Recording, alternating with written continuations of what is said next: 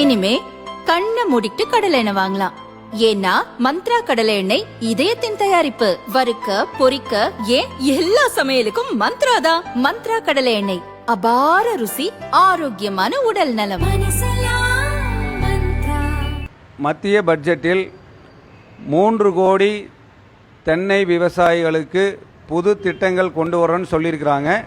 அதை விவசாயிகளான நாங்கள் முழு மனதோடு வரவேற்கிறோம். மத்திய அரசை விவசாயிகளின் பாதுகாவலனாக நாங்கள் ஏற்கிறோம். அதே சமயம் இதற்கு முன்பு கொப்பரை கொள்முதல் வந்தது. அந்த கொப்பரை கொள்முதலில் வந்து பார்த்திங்கன்னா நேரடியாக எந்த ஒரு விவசாயியுமே பயனடைய முடியல. என்ன காரணம் அப்படின்னு பார்த்திங்கன்னா, தேங்காய் எங்களால் உற்பத்தி தான் செய்ய முடியுமே தவிர அதை நாங்கள் உரித்து அதை உடைச்சி அதை பருப்பாக்கி அதுக்கப்புறம் கொண்டு போய் நாங்கள் கொப்பரையில் கொண்டு போய் நாங்கள் வந்து வச்சோன்னு சொன்னோம்னா, சொசைட்டியில் வச்சோன்னு சொன்னோம்னா, அதுக்கப்புறம் அவங்க 1 மாதம் கழித்து தான் பணம் தர்றாங்க. எங்களுக்கு இதுக்குனால காலதாமதம் ரொம்ப அதிகமாகிறதுனால எங்களால் அது வரைக்கும் காத்திருக்க முடியாதுங்கிற சூழ்நிலை விவசாயிகளுக்கு இருக்குது. அதே நேரத்தில் வந்து பார்த்திங்கன்னா அங்கே இருக்கிற அதிகாரிகளும் இடையில் இருக்கிற இடைத்தரகர்களும் எங்களோட சிட்டாவையும் அடங்கலையும் எங்ககிட்ட வாங்கிட்டு அவங்க தான் மொத்தமாக கொள்முதல், காங்கேயத்திலிருந்து பருப்பை கொள்முதல் பண்ணி கிடங்களை கொண்டு வந்து வச்சு அதிக விலைக்கு விற்று அவங்க லாபம் சம்பாரிச்சுக்கிறாங்க. விவசாயிகளான எங்களுக்கு அடங்கல் சிட்டா கொடுத்தோம்னா கிலோவுக்கு 2 ரூபா கொடுக்குறாங்க. இந்த 2 ரூபா தான் உண்மையாகவே கொப்பரை கொள்முதல்னால விவசாயிகள் பலனடைஞ்சிருக்கிறோம்.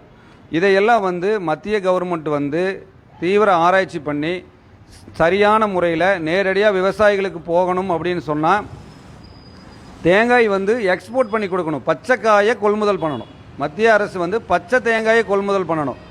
அவங்க பச்சை தேங்காயை கொள்முதல் பண்ணி அவங்க பருப்பாக்கி பவுடராக்கி அல்லது பூவாக்கி அவங்க எக்ஸ்போர்ட் பண்ணிட்டாங்கன்னா எங்களுக்கு அதனோட முழு பலனும் கிடைக்கும். இடைத்தரகர்களுக்கு போகிறக்குண்டான வாய்ப்பை தவிர்க்கப்படும். அதுபோக வந்து பார்த்திங்கன்னா நியாய விலை கடையில் பாமாயிலுக்கு பதிலாக தேங்காய் எண்ணெய் வழங்கப்படணும் அப்படிங்கிறது விவசாயிகளுடைய பல்லாண்டு கோரிக்கை. பாமாயில்னால் உடல் உபாதைகள் ஏற்படுது, மூட்டு வலி வருது. தேங்காய் எண்ணெயினால் உடலுக்கு ஆரோக்கியம் ஏற்படுது. நீங்கள் நியாய விலை கடையில் தேங்காய் எண்ணெய் வந்து மானியத்தில் தரும்போது விவசாயியும் பயனடைகிறாங்க, பொதுமக்களும் பயனடைகிறாங்க, உடல் நலமும் ஆரோக்கியமாக இருக்கும்.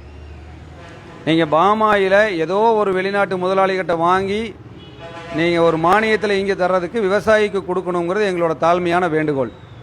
அதுபோக வந்து பார்த்திங்கன்னா இதுக்கு முன்னாடி மத்திய அரசு ஜிஎஸ்டி வரி விதிக்கும் பொழுது தமிழக அரசு ஜிஎஸ்டி எங்களுக்கு வேண்டாம் என்று ஒத்த குரலாக கோரிக்கை வைத்தாங்க.